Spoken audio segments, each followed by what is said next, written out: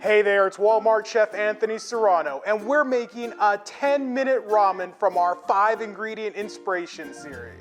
All you need is green curry sauce, a pad thai meal kit, hard-boiled eggs, and bone broth.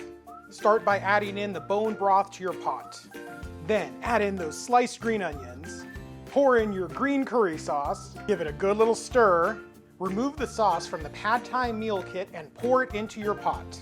Rinse off the pad thai noodles from the meal kit according to the directions and add them to your pot.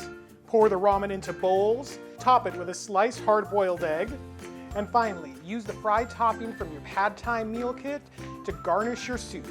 Thanks so much for watching. For more recipes like this, be sure to check out the Walmart Chef series on YouTube.